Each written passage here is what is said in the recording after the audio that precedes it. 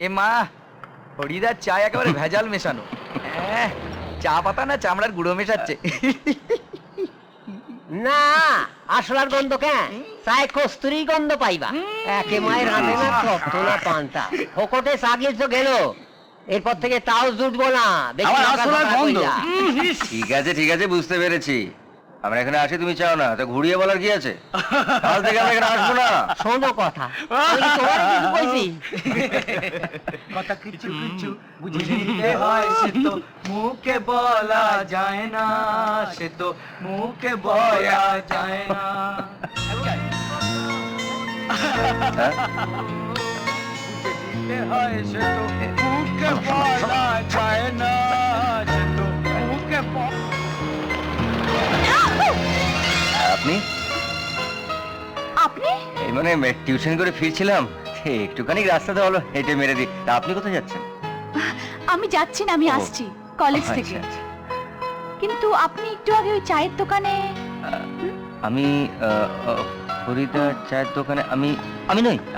Yes আপনি। আমি তাহলে আমি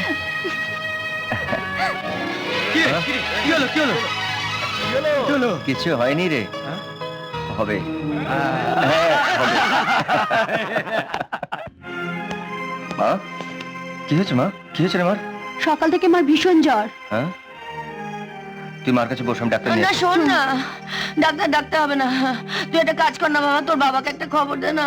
বাবা হ্যাঁ, তুমি খেপেছো? অমন করিস না বাবা, তুই একবার খবর দিলে তোর বাবা ঠিক চলে আসবে। ওই বাড়িতে গিয়ে আমি বারবার অপমানিত আর হতে পারবো না মা।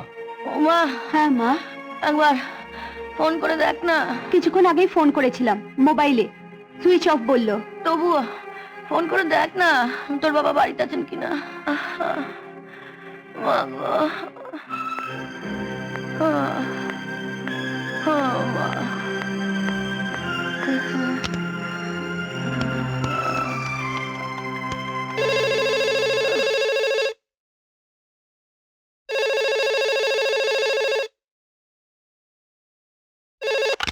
হ্যালো হ্যালো, আমি উমা বলছি। কে উমা? আমি উমা, মানে না, আচ্ছা বাবা আছেন না? আসলে মানে মার শরীরটা খুব খারাপ, তাই। দেখো, তোমাদের কতবার বলেছি এ বাড়িতে ফোন করবে না, বারবার কেন বারবার বিরক্ত করছো? তোমাদের কি কোনো লজ্জা নেই নাকি? এখানে কেন ফোন করো?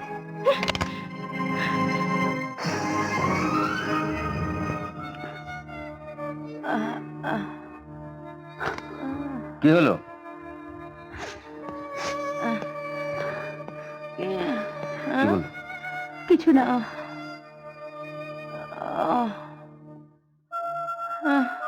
দাদা, তুই বরং বাবাকে ডেকে নিয়ে আয়। তুই ভালো করেই জানিস ডাক্তার দেখিয়ে মাকে সুস্থ করা যাবে না। কে হলো? বাবা না হলে মা হয়তো। মেজো, তুই মার কাছে থাক। আমি বাবাকে ডেকে আনছি।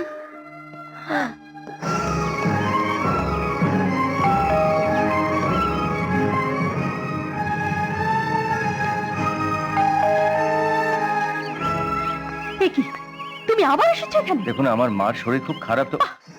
ভালোই নাটক শুরু করেছো দেখছি। হ্যাঁ, একটা ব্যাপারে তোমাদের তারিফ করতেই হয়, লজ্জা শরম বলতে তো কিছু নেই তোমাদের। এত অপমান করার পরেও এখানে আসার সাহস হয় কি করে? প্লিজ প্লিজ, আপনার কথা আমি পরে শুনবো। এখন বাবাকে আমার খুব প্রয়োজন। তোমাদের দরকারের যে কোনো শেষ নেই, সে আমি ভালো করেই জানি। কত টাকা চাই বলো, আমি দেব। দয়া করে আমার স্বামীকে এবার ছেড়ে দাও। এই একই কথা যদি আমি আপনি বলি, বাবার সমস্ত টাকা নিয়ে আপনি আমার বাবাকে ছেড়ে দিন, আপনি রাজি হবেন? তোমার এত বড় আস্পর্ধা! দেখুন, আমার মার খুব জ্বর, জ্বরের ঘরে বারবার বাবার নাম করছে। আপনি শুধু একটি বারের জন্য বাবাকে ডেকে দিন, আর আমি আপনার কাছে কখনো কোনো অনুরোধ করবো না। প্লিজ একটি বললাম তো, উনি বাড়ি নেই। তুমি এখন যাও।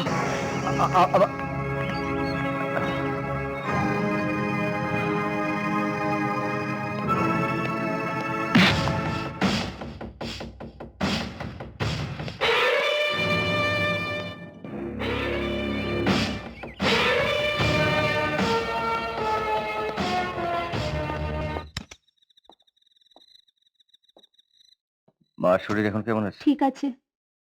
শোন, হ্যাঁ? আমাকে কোনোদিন ওই বাড়িতে যেতে বলবি না, আর ওই লোকটাকে কোনোদিন এখানে আসতে বলবি না। দাদা আসতে। এক নম্বরের স্বার্থপর লোকটা, তোরা মাথায় তুলে রেখেছিস তাই পেয়ে বসেছে। দাদা চুপ কেন কেন কর। চুপ করবো? আমি কি কাউকে ভয় পাই? ওই মহিলা চোপা করছিল আমাকে, মেজাজ দেখেছিল, আমিও।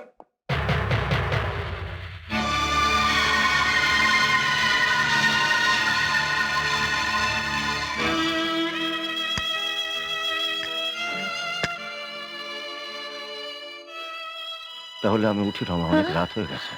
মুখে কিছু দিলে না? হ্যাঁ? সারা দুপুর ঠায় আমার কাছে বসে রইল।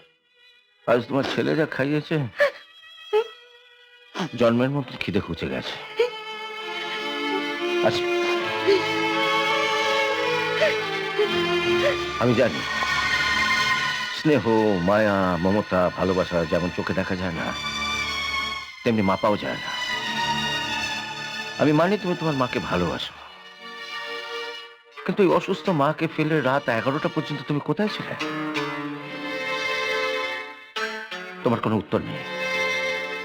আরেকটা কথা, একটু আগে যে মহিলাকে তুমি গালাগাল করছিলে, সেই মহিলাই আমাকে অফিসে ফোন করে তোমার অসুস্থ মাকে দেখে যেতে বলেছিলেন।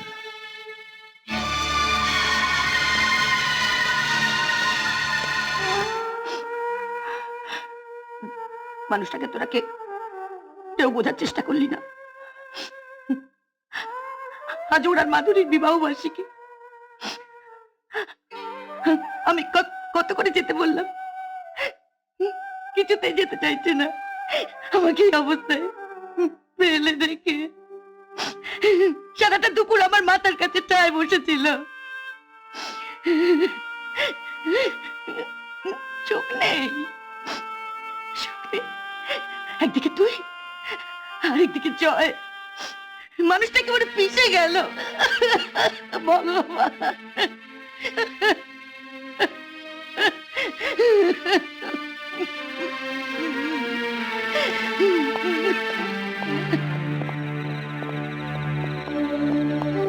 বাবা,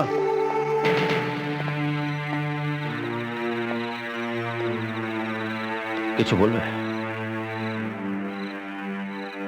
থ্যাঙ্কস।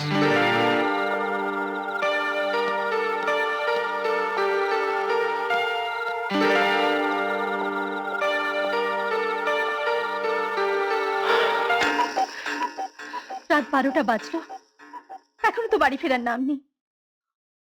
অন্যদিন তো আমি কিছুই বলি না, আজকে অন্তত একটু তাড়াতাড়ি বাড়ি ফিরতে পারতো। তুমি কিছু ভেবো না বৌমা, নিশ্চয়ই কোনো বিশেষ কাজে আটকে গেছে। আমি খুব ভালো করে জানি মা, ওর ওই বিশেষ কাজটা কি। এ কি, এতক্ষণে তোর আসার সময় হলো? বাড়ির সবাই না খেয়ে বসে আছে। আজকে তোর বিবাহ বার্ষিকী সঞ্জু, একটা দিনও তুই বৌমাকে। আমি কি করবো বলবো? অসুস্থ রমাকে ফেলে কি করে আসে? ঠিক আছে ঠিক আছে, যা হাত মুখ দিয়ে নে, আমি খাবার দিচ্ছি। এত রাতি যখন করলেন, বাকি রাতটাও সেখানেই কাটিয়ে আসতেন। আপনাকে দেখে দুঃখ হয় আমার।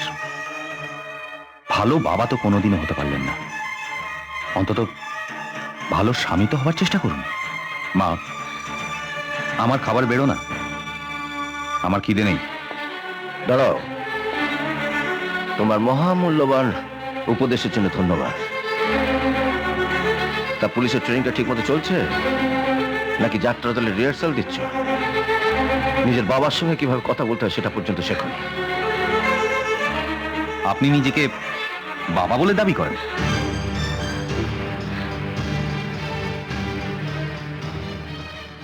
এ কথা বলার অর্থ যে তোমার মাকে অপমান করা সেটা পর্যন্ত বোঝার ক্ষমতা তোমার নেই।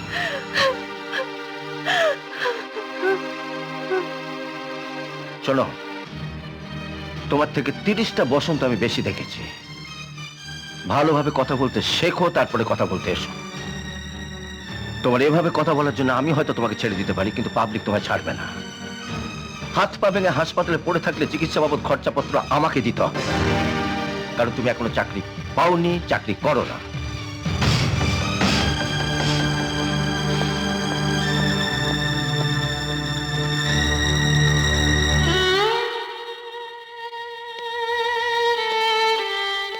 আমি আমি এসব কথা বলতে চাই না মা, ওরাই আমাকে জোর করে বলে। আমার মনে হয় এবার ওদের সব কথা খুলে বলার সময় হয়েছে। আর কতকাল নিজেকে এভাবে কষ্ট দিবি বাবা? জানি না,